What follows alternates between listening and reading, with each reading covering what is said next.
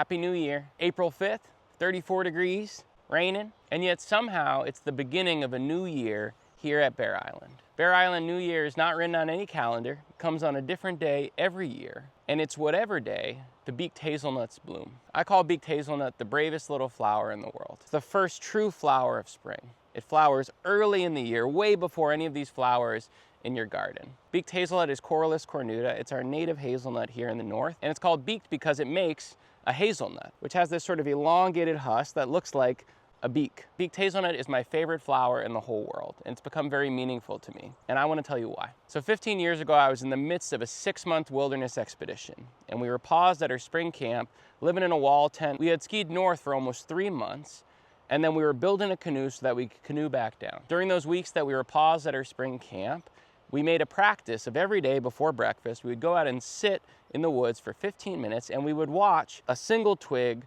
of a single tree. And as spring came to the North Country, we watched those buds swell and elongate and begin to break. One day my friend Hytham burst into the wall tent and he said, "Something happened to my twig." We all kind of looked at each other. We followed Hytham out to where he'd been sitting every day for the last few weeks. And he bent this twig toward us and we all leaned in and looked, and we saw from the tip of a tiny silver bud was a little pink pinwheel, a little flower no bigger than the head of a pin. It was my first time seeing a beaked hazelnut flower. Now we built that canoe and we canoed back down. We spent our last weeks together working on this timber frame barn. And as we were working on that barn, I got in a horrible accident and I went blind in my left eye. After that, I ended up working as a wilderness guide, and then I headed off for a year of living in this uninsulated yurt with a fir bough floor, learning about these primitive skills and traditional skills. I wasn't over this eye thing, and that whole year I was still recovering from the shock of my injury, and I was in a deep,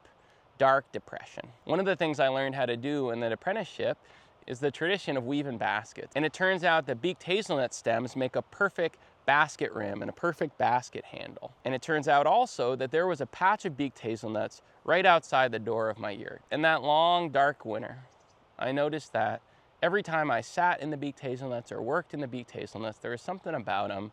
I just felt a whole lot better. And beaked hazelnut became important to me. And every spring I started to look for beaked hazelnut flowers, this teeny little flower, the first flower of spring that most people just pass by. Now for my eye injury, I got an injury settlement of a couple $100,000. And I then used that to buy this land that now I call Bear Island. One of the interesting things about coming to Bear Island was that when I was on that 6-month expedition, before I ever had seen a beaked hazelnut flower, before Hytham had ever showed it to me, I had to take off our skis and do this long road walk, and we walked right up this road, right past this forest that I would someday become the steward of and dedicate my life to healing. Like a beaked hazelnut flower, Bear Island is a place that has been overlooked. When I got here, this forest was beat up, degraded and exploited. It had every problem that a forest could have. But my time here, how I found this place and everything that's happened here since, has been kind of magical. And one day, before I'd really committed myself to this place and decided to live here, I was working here, and it was in early April, and I'd backed my truck up